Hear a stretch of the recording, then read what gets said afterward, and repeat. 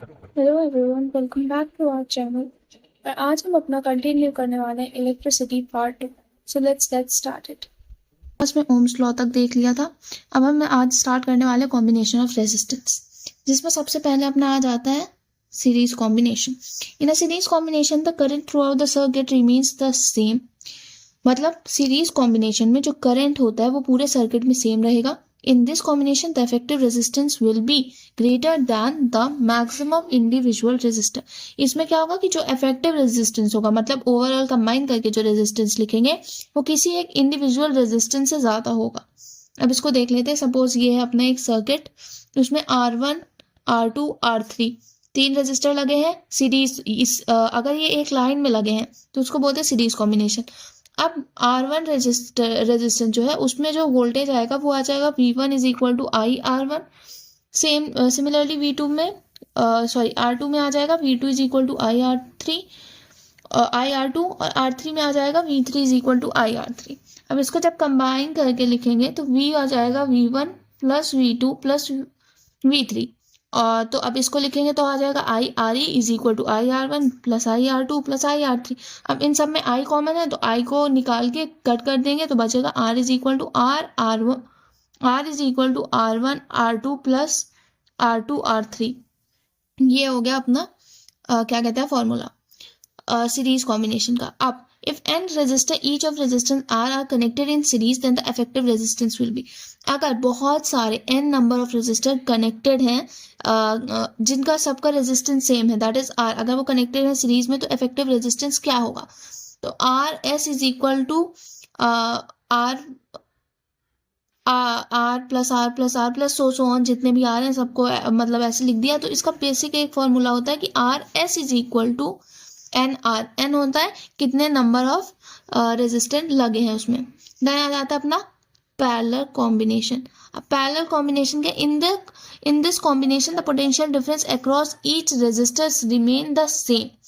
मतलब कि इसमें अपने सीरीज में हमने क्या देखा कि current throughout the circuit same होता है। पैरेलल कॉम्बिनेशन में potential difference across the each resistor remains the same. मतलब इसमें जो क्या कहते हैं पोटेंशियल डिफरेंस होगा वो सेम होगा। तो ये हो जाएगा I is equal to I one plus I2। इसको जब लिखेंगे तो वो आ जाएगा VRE is equal to VR1 plus VR2 is equal to IRE is equal to IR1 plus IR2। अब अगर n रेजिस्टर जिनका सबका इक्वल रेजिस्टेंस है R उनको कनेक्ट किया जाए पैरेलल में तो क्या आ जाएगा I 1/RE is equal to 1/R plus 1/R plus so on.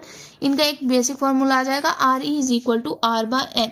मतलब R सबका रेजिस्टेंस क्योंकि सेम है तो R और कितने नंबर ऑफ रेजिस्टर लगे हैं पैरेलल में तो n में उसकी वैल्यू रख देंगे।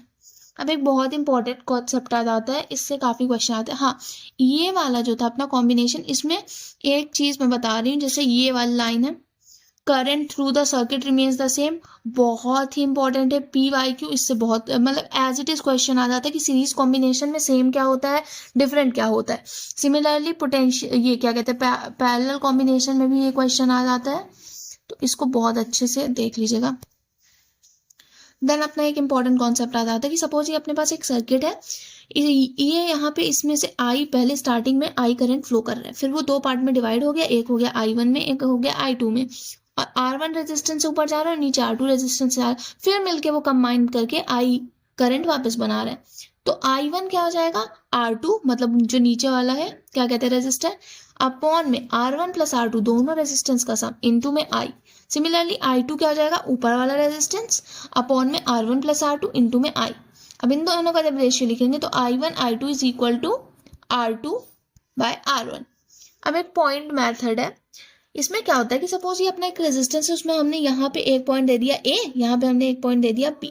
अब यहाँ पे बीच में रेजिस्टर फंस गया तो यहाँ पे दूसरा पॉइंट देना पड़ेगा, तो यहाँ पे हमने दिया C, यहाँ पे भी हमने दिया C। अब यहाँ पे तो कुछ नहीं है तो ये भी C पॉइंट हुआ और ये भी C पॉइंट है। अब दो C पॉइंट की जगह अगर कोई रेजिस्टेंस लगा है तो वो कैंसल हो जाता है। अगर दो सेम पॉइंट की जगह जैसे यहाँ C लिखा है यहाँ पे कोई रेजिस्टेंस है तो वो कट जाएगा। अब ये वाला क्यों नहीं कट रहा, क्योंकि यहाँ पे A पॉइंट है और यहाँ पे C पॉइंट है, दो अलग अलग पॉइंट है, उनके बीच में कोई रेजिस्टेंस है तो प्रेजेंट रहेगा, बट अगर दो सेम पॉइंट के बीच में कोई रेजिस्टेंस होगा तो वो कैंसल आउट हो जाएगा। तो ये बेसिकली ऐसा सिंपली बन जाएगा कि ए गया इधर से आर रेजिस्टेंस और यहाँ पे सी जुड़ा, क्योंकि अपना ये वाला तो पूरा कैंसिल हो गया तो सी डायरेक्ट इस वाले आर से जुड़ जाएगा, तो कुछ ऐसा बन जाएगा। तो आर इक्विवेलेंट यहाँ पे आ जाएगा 2R।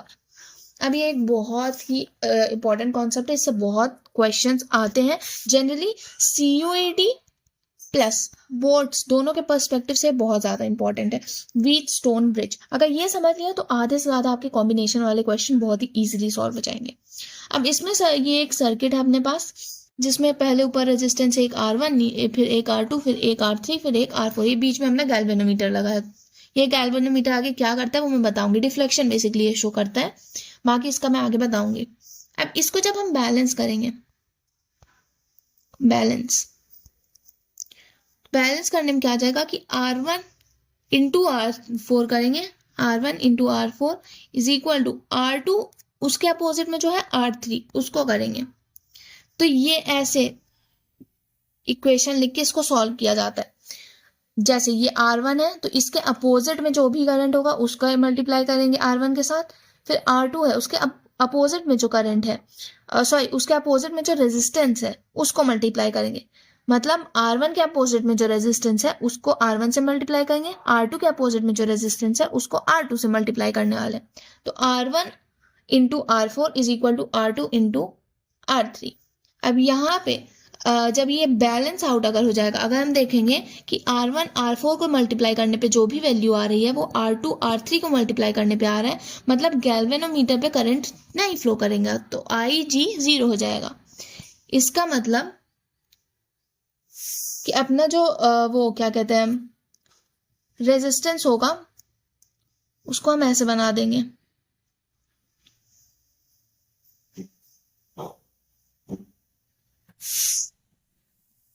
ये R1, ये R2, ये R3, ये R4।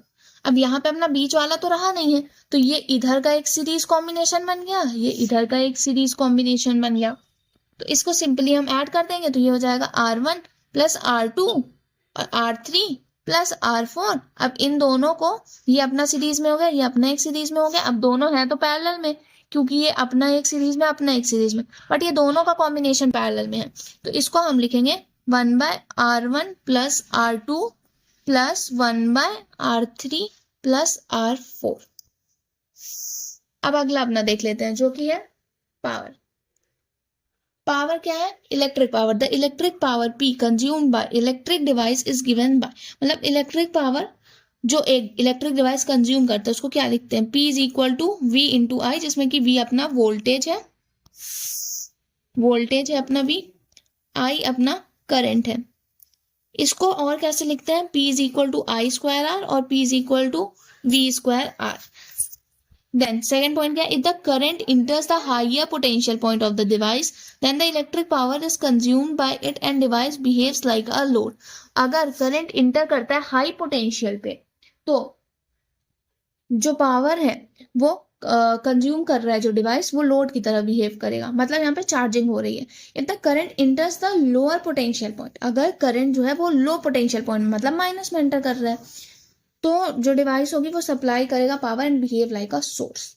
Power is also given by P is equal to WT, जिसमें कि W is equal to watt, T is equal to time. अब 1 यूनिट ऑफ इलेक्ट्रिकल एनर्जी क्या आ जाता है? 1 किलो वोट पर आर। अब 1 किलो वोट आर, तो 1 kilo vote are को क्या लिखेंगे?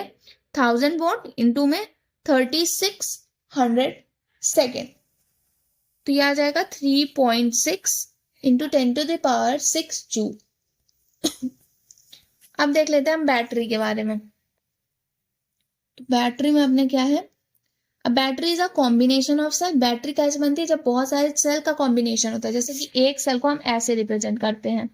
अब जब ऐसे ऐसे ऐसे ऐसे रिप्रेजेंट करते हैं तो ये बैटरी को हम रिप्रेजेंट कर रहे हैं, मतलब बहुत सारे सेल लग गए, बैटरी बन गई। It is a device that maintains a potential difference across its two terminal. ये एक ऐसा डिवाइस है जो अपने दोनों टर्मिनल्स पे पोटेंशियल डिफरेंस को मेंटेन करता है। एग्जांपल इसका क्या हो गया? एग्जांपल इसका हो गया dry cell, secondary cell, generator, thermocouple और device used for producing potential difference in an electric circuit. अब आ जाता है internal resistance. The potential difference across a real source in a circuit is not equal to the EMF of the cell. जो potential difference होता है एक real source में, एक रियल सोर्स में इन सर्किट में, वो इक्वल नहीं होता है to the EMF of the cell. Reason इसका क्या होता है कि अगर charge, if the charge is moving through the electrolyte of the cell faces a resistance. अगर चार्ज मूव कर रहा है एक इलेक्ट्रोलाइट के थ्रू तो वो कुछ रेजिस्टेंस फेस करने वाला है. क्यों फेस करेगा? क्योंकि वो एक जो क्या कहते हैं सोर्स है उसका खुद का अपना एक रेजिस्टेंस प्रेजेंट होता है जिसको बोलते हैं इंटरनल रेजिस्टेंस. अब ये जो इंटरनल रेजिस्टेंस होता है किस पे डिपेंड करता है? ये डी पे डिपेंड करता है. डी क्या होता है? Distance between the electrode. दो इलेक्ट्रोड है उनके बीच में डिस्टेंस क्या है उस पर डिपेंड करेगा. एरिया पे इन्वर्सली प्रोपोर्शनल होगा इलेक्ट्रोड का जो एरिया होगा, और डायरेक्टली प्रोपोर्शनल होगा सी के, मतलब कंसंट्रेशन के डायरेक्टली प्रोपोर्शनल होगा, और इन्वर्सली प्रोपोर्शनल होगा टी के जो कि होगा टेम्परेचर. अब आ जाता है EMF, that is electromotive force. EMF is the capability of a system to make a charge flow in a circuit. EMF जो होता है इलेक्ट्रोमोटिव फोर्स, वो एक कैपेबिलिटी होती है सिस्टम की जो चार्ज फ्लो कराती है सर्किट में. अब सर्किट में चार्ज फ्लो जो कर रहा है वो किसके कारण कर रहा है? वो एक इलेक्ट्रोमोटिव फोर्स की वजह से, मतलब कुछ फोर्स लग रहा है. कौन सा फोर्स लग रहा है? इलेक्ट्रोमोटिव फोर्स लग रहा है. उसकी वजह से क्या कहते हैं, सर्किट में चार्ज जो होता है वो फ्लो करेगा. It represent the total energy supplied per unit by the source. अब इसमें पहले देख लेते हैं, दो तरह के सेल होते हैं, एक होता है आइडियल सेल, दूसरा होता है non ideal cell. Ideal cell में कोई हीटिंग इफेक्ट नहीं होती है और इंटरनल रेजिस्टेंस इसका जीरो होता है. नॉन आइडियल सेल में हीटिंग इफेक्ट प्रेजेंट होगा इसलिए इसका इंटरनल रेजिस्टेंस भी नॉन जीरो होगा. और आइडियल सेल में therefore the potential difference across the terminal is equal to EMF. अब यहाँ पे R जब जीरो हो गया, इंटरनल रेजिस्टेंस जीरो हो गया, तो जो पोटेंशियल डिफरेंस होगा अक्रॉस द टर्मिनल वो इक्वल हो जाएगा EMF के. बट यहाँ पे कुछ इंटरनल रेजिस्टेंस प्रेजेंट है तो यहाँ का जो टर्मिनल पोटेंशियल होगा वो कुछ कम होगा इलेक्ट्रोमोटिव फोर्स से. देन हम कुछ केसेस पढ़ लेते हैं. पहला केस है, बैटरी जब सोर्स की तरह एक्ट करती है तो क्या होता है. ये अपना माइनस हो गया मतलब निगेटिव, और ये हो गया अपना पॉजिटिव. अब सोर्स की तरह ऐड करी मतलब लो, पहले वो एंटर कर रही है लो वोल्टेज वाले एरिया में, तो इसको हम लिखेंगे VA minus VB is equal to E minus IR. अब the rate at which chemical energy of the cell is consumed, ये हो जाएगा EI. The rate at which heat is generated inside the cell, ये हो जाएगा P is equal to I square R. R इतना internal resistance है यहाँ पे. देन इलेक्ट्रिक पावर इसकी पूछा जाए तो हो जाएगा EI minus I square R. ये काफी ज्यादा इंपॉर्टेंट है. ये जो पहला दोनों केस 1 केस 2 बता रही हूँ, दोनों ही बहुत ज्यादा इंपॉर्टेंट है, इसको बहुत अच्छे से देख लीजिएगा. अब केस 2 में क्या है, battery acting as a load, मतलब बैटरी चार्ज हो रही, तो ये पहले क्या कहते हैं इधर से आ रही है, मतलब ये पॉजिटिव में गई फिर नेगेटिव में, तो इसमें क्या हो जाएगा VA minus VB is equal to E plus IR. अब ये देखिए पहले केस में अपना E माइनस IR था क्योंकि पहले वो निगेटिव क्या कहते हैं पहले निगेटिव में एंटर कर रहा था फिर उसके बाद पॉजिटिव में एंटर कर रहा था. यहाँ पे E प्लस IR क्यों है, क्योंकि पहले पॉजिटिव में एंटर कर रहा है उसके बाद नेगेटिव में जा रहा है. तो इसमें फिर आ जाता था rate at which chemical energy stored in a cell is equal to I square R. Electric sorry ER आ जाएगा, ये EI. देन थर्मल पावर जो होता है इनसाइड द सेल वो होता है I square R. Then electric power input जो होता है वो होता है EI plus I square R. E अपना हो जाता है वोल्टेज जो इसमें प्रेजेंट है ये E. I हो गया करंट, R हो गया अपना इंटरनल रेजिस्टेंस जो कि गिवन होगा. अब इसमें एक इंपॉर्टेंट पॉइंट है वो हम देख लेते हैं कि in this the potential difference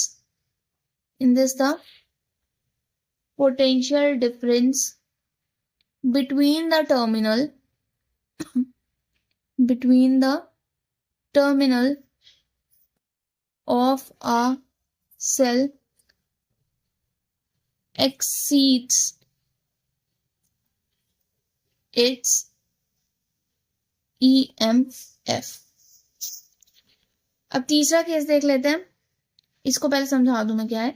कि in this the potential difference between the terminal of a cell exceeds its EMF. मतलब यहाँ पे जो पोटेंशियल डिफरेंस होगा दोनों टर्मिनल के बीच में वो इलेक्ट्रोमोटिव फोर्स से ज्यादा होगा। देन केस थर्ड अपना क्या जाता है, 2 point in an electric circuit directly connected by a conducting wire is called a short circuit। जब 2 पॉइंट इलेक्ट्रिक सर्किट में डायरेक्टली कनेक्टेड होते हैं बाय अ कंडक्टिंग वायर, तो वहां पे वो उसे क्या कहते हैं, उसे हम कहते हैं शॉर्ट सर्किट।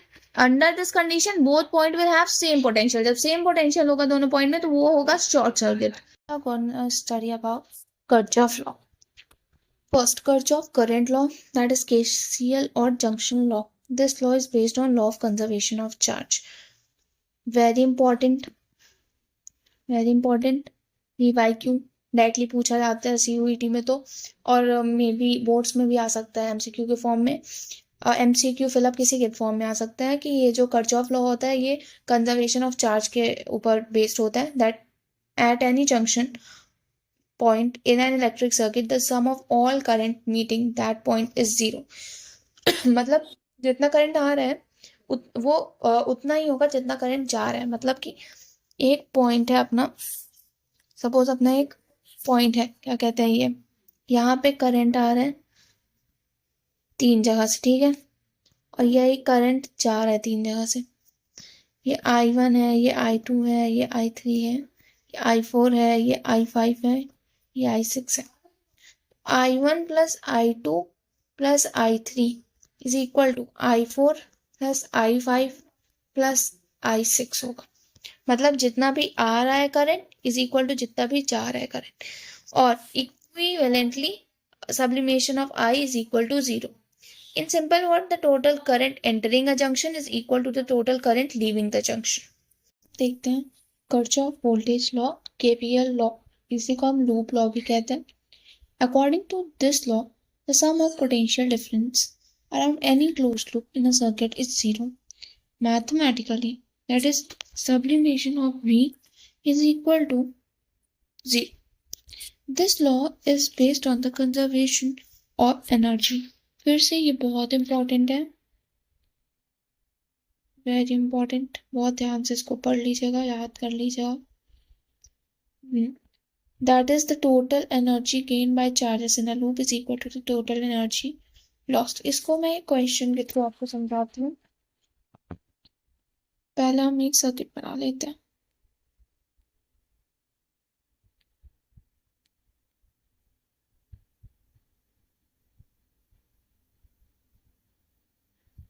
ये हमारा एक सर्किट, यहाँ पे हमने पॉइंट दिया A, यहाँ पे हमने दिया पॉइंट B, यहाँ पे हमने पॉइंट दिया C, यहाँ पे हमने पॉइंट दिया D। ये रेजिस्टर है 2 ओम का, यहाँ पे ये जो है यहाँ पे जो सेल है वो 10 वोल्ट की, और यहाँ पे जो क्या कहते हैं सेल है वो 5 वोल्ट की है। यहाँ पे वोल्टेज 5 है, यहाँ पे 1 ओम का रेजिस्टर है, फिर यहाँ पे 7 ओम का रेजिस्टर है।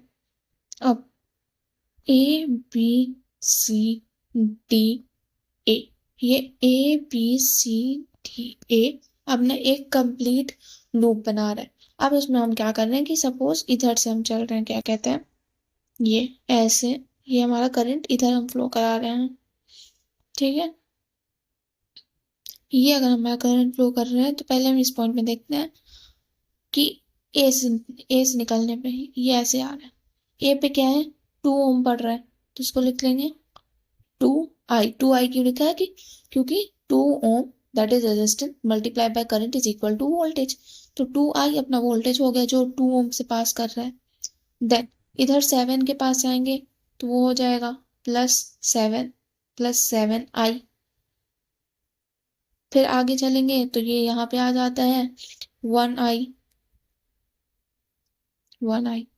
अब इसमें जब आएंगे 5 वोल्ट में तो इसमें देखिए हम लोग यहाँ पे 2I हो गया +7I हो गया, देन +1I। अब ये 5 पोल में ये देखिए हम यहाँ निगेटिव से पॉजिटिव की तरफ जा रहे हैं, तो ये हमारा हो जाएगा -5। फिर ये जो 10 वाला है इसमें हम यहाँ पॉजिटिव से निकल के निगेटिव की तरफ जा रहे हैं, तो यहाँ पे आ जाएगा +10 is equal to 0। I common निकाल लेंगे तो हो जाएगा 2 + 7 2 + 7 + 1 हाई, और ये -10 + 10 कितना हो जाएगा, +5 = 0। अब ये आ जाएगा I 7 8 9 10 10I + 5 = 0। तो ये आ जाएगा 10I = -5। I आ जाएगा हमारा -0.5 एम्पियर। ये होता है अपना किरचॉफ वोल्टेज लॉ। अब इसके बाद हम लोग देख लेते हैं combination of cell. Combination of cell क्या होता है कि बहुत सारी जब बैटरी लग जाती है एक ही जगह पे, देख लेते हैं कॉम्बिनेशन ऑफ सेल। इसमें पहला आ जाता है series combination. Combination of cell है क्या कि ये हम ऐसे रिप्रेजेंट करते हैं एक सेल को, फिर हम कहीं कहीं भी देखते हैं कि डायग्राम में ऐसे ऐसे ऐसे बना होता है। तो ये क्या होता है, ये होता है कॉम्बिनेशन ऑफ सेल, जिसे हम कहते हैं बैटरी। अब सीरीज कॉम्बिनेशन सेल का जो होगा उसको कैसे लिखेंगे वो देख लेते हैं। सीरीज कॉम्बिनेशन में ये हो गया E1 वोल्टेज R1, फिर ये E2 वोल्टेज, फिर R2, फिर E3 वोल्टेज, फिर R3। इसको जब आप E इफेक्टिव अपना लिखेंगे तो वो आ जाएगा E1 + E2 + so on। R effective आ जाएगा R1 + R2 + R3 + so on। ठीक है, अब इस पे क्वेश्चन हम करके देख लेते हैं। जैसे कि ये अपना यहाँ पे सारे वोल्टेज दो, मतलब सारा जो सेल है वो 2 वोल्ट का है, और रेजिस्टेंस सबका 0.5 है, सबका सेम है। तो अब इनको सबको क्या कहते हैं, जब लिखेंगे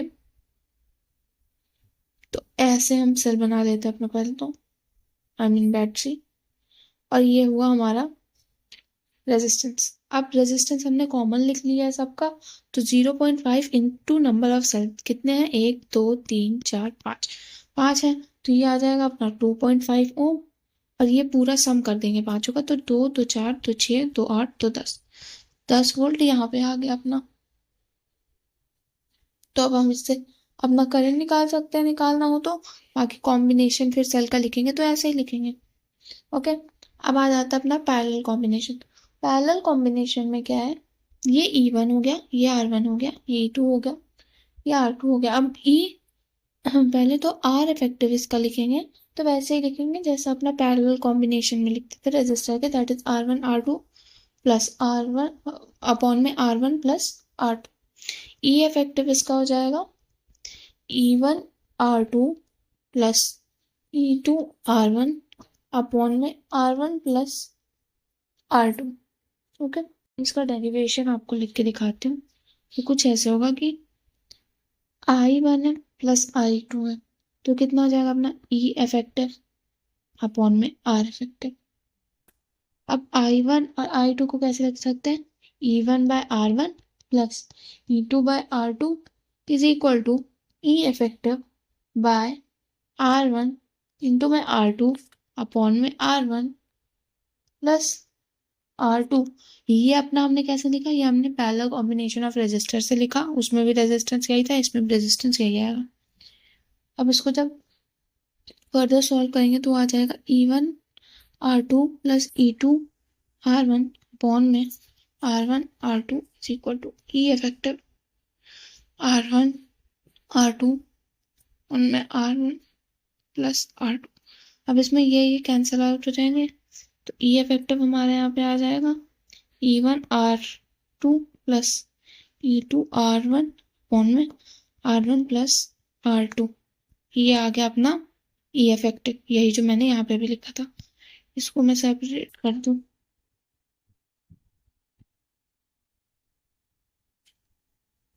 डेरिवेशन है कैसे आया। अब हम देख लेते हैं अपना अगला चीज, दैट इज गैल्वेनोमीटर। गैल्वेनोमीटर क्या होता है, galvanometer is a device use to detect current in a circuit. तो गैल्वेनोमीटर होता है वो यूज किया जाता है किस लिए, करंट डिटेक्शन के लिए इन अ सर्किट। जैसे हम व्हीट स्टोन में देखे थे कि यहाँ पे एक रेजिस्टर था और यहाँ पे एक रेजिस्टर था, यहाँ पे ऐसे एक रेजिस्टर, यहाँ पे ऐसे, और बीच में यहाँ पे कुछ लगा था ना, वही था गैल्वेनोमीटर जो करंट डिटेक्ट करता है।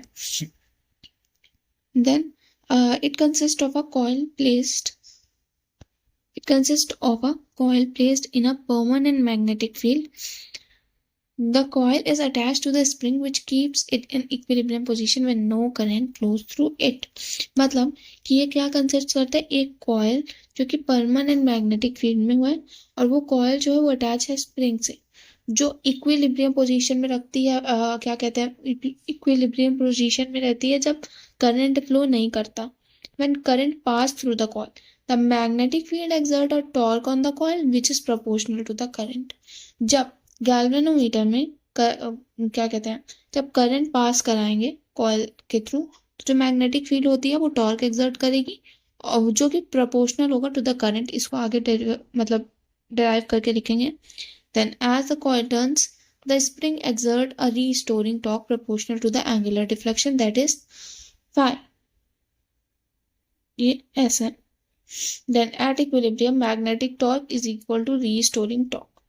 Okay, इसको ऐसे लिखेंगे NIAB is equal to C phi, जिसमें N हो गया अपना नंबर ऑफ टर्न्स, I हो गया करंट थ्रू इट, A हो गया area of cross section, B हो गया मैग्नेटिक फील्ड, C हो गया torsional constant of the spring, phi हो गया अपना एंगुलर डिफ्लेक्शन. अब इसमें एक इम्पॉर्टेंट चीज देख लेते हैं, that is current sensitivity, the ratio of deflection to the current. Current sensitivity क्या होती है, ratio of deflection to the current. वही पाई हो गया अपना डिफ्लेक्शन और नीचे आई हो गया अपना करंट. आई को हमने यहाँ पास से लिखा है NAB/C. ओके, अब आ जाता है अपना अगला, that is a meter. A small resistance is connected in parallel with galvanometer to convert it into ammeter. जब कोई रेजिस्टेंस गैल्वेनोमीटर से पैरेलल में कनेक्ट होगा तो वो बनाएगा अमीटर. ये चीज बहुत इंपॉर्टेंट लाइन है, very important, specially for from CUET perspective, क्योंकि ऐसे क्वेश्चन आ जाते हैं कि गैल्वेनोमीटर में या फिर वोल्ट मीटर में रेजिस्टेंस को कैसे कनेक्ट करते हैं, एमीटर में कैसे करते हैं, पैरेलली करते हैं या फिर सीरीज में करते हैं, ये क्वेश्चन आ जाता है कभी भी. देन ये अपना एक सर्किट है, जिस सर्किट में ये आई करंट पहले फ्लो किया, फिर वो दो पार्ट में डिवाइड हो गया क्योंकि पैरेलल कॉम्बिनेशन है दिख रहा है, तो ऊपर गया IG तो नीचे क्या जाएगा I माइनस IG, तो नीचे गया IG और ऊपर ये जो G था उसका रेजिस्टेंस हो गया RG और नीचे ये जो रेजिस्टर लिखा है इसको बोलते हैं शंटिंग करंट. तो अब ये शंटिंग भी एक टाइप का रेजिस्टर मान लेते हैं. तो जब इसको लिखेंगे तो ये कैसे होगा, IG इंटू में RG ऊपर वाला is equal to I minus IG into में S, दैट इज शंटिंग. तो यहाँ पे RA क्या आ जाएगा अपना रेजिस्टेंस क्या आ जाएगा, वो हो जाएगा RGS अपॉन में RG plus S. An ideal ammeter has zero resistance. अगर कोई एमीटर आइडियल है तो इसका रेजिस्टेंस जीरो है. Again very important. Then voltmeter. A voltmeter is a device used to measure the potential difference voltage across a component in a circuit. voltmeter ऐसा device है जिसके through हम क्या मेजर करते हैं, potential difference across a component. To convert a galvanometer into voltmeter, high resistance is converted in series with a galvanometer. Again very important. Then a good voltmeter has high resistance so that it draws very little current from the circuit. An ideal voltmeter has infinite resistance so no current flows through it, that is I is nearly equal to 0. ये अपना A point हो गया, ये अपना B point हो गया. यहाँ पे बीच में अपना गैल्वेनोमीटर लगा है जिसका रेजिस्टेंस है RG और I है और ये है अपना S is equal to shunt. तो वोल्टेज अपना क्या हो जाएगा, I is equal to RG plus S, क्योंकि दोनों चीज ये RG और ये S दोनों ही सीरीज में है तो ऐड कर देंगे. तो RV जो होगा अपना मतलब कि वोल्टेज वो RV जो होगा अपना resistance of a voltage is equal to RG plus S. अब इसमें भी एक इम्पॉर्टेंट है, that is voltage sensitivity. Voltage sensitivity क्या होती है, VS is equal to phi by V is equal to phi by IR is equal to CS by R. तो RG is equal to CS by VS. ये बस इतना ही है इसमें. Then आ जाता है अपना मीटर ब्रिज. मीटर ब्रिज में क्या होता है कि सपोज ये है अपना एक रेजिस्टेंस, ये एक ऐसा मतलब क्या कहता है, फिगर होता है डिवाइस का, और यहाँ पे है एस अपना शेड। अब यहाँ पे है अपना L1, यहाँ पे है अपना L2। इसको बैलेंस आउट करके लिखेंगे तो ये लिखेंगे R into L2 is equal to S into L1।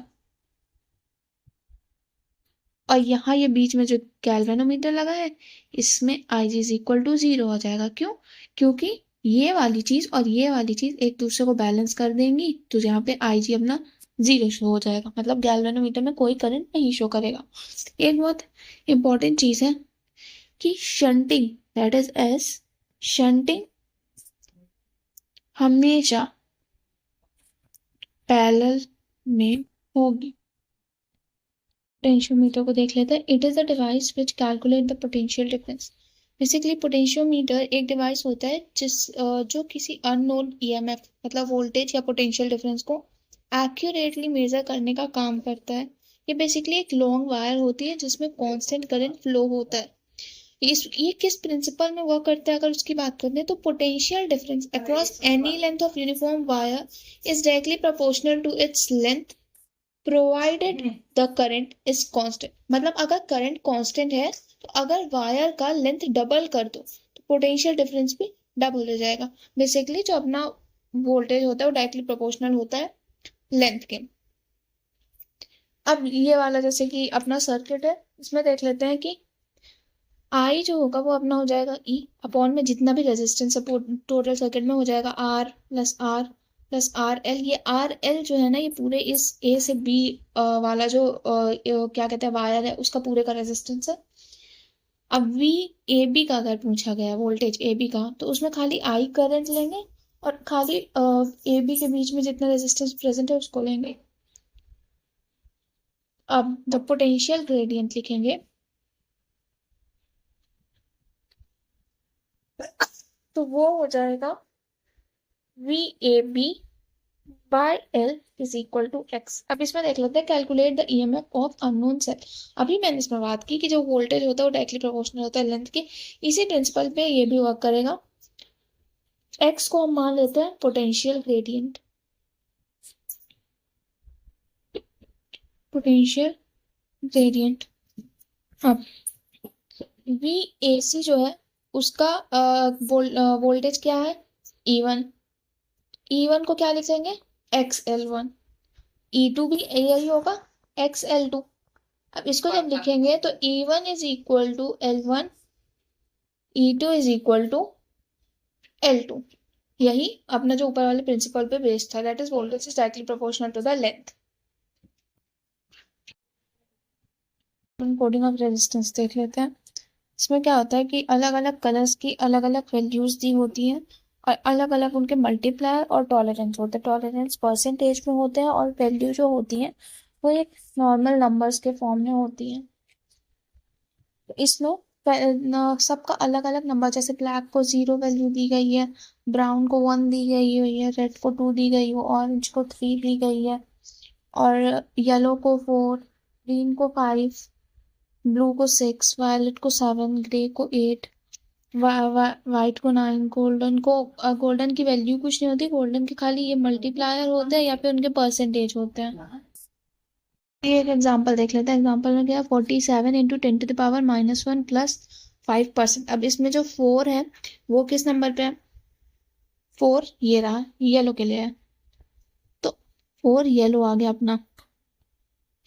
Then 7 अपना किसके लिए, 7 अपना वॉयलेट के लिए, क्या आ जाएगा अपना वॉयलेट। देन 10⁻1 अपना किसके लिए है, ब्राउन के लिए, ब्राउन। अब ये 5% किस में है, तो 5% ये रहा अपने गोल्ड में है, तो ये आ गया गोल्ड। बस यही है कलर करेक्टर। ये इससे अगर ये काफ़ी इजी है और आई गेस इससे सीयूईटी में क्वेश्चन आना तो चाहिए क्योंकि पहले भी कुछ बार आ चुका है। So here we end our chapter. If you guys have any doubt, please let me know in comment section. And thank you for watching. Bye bye.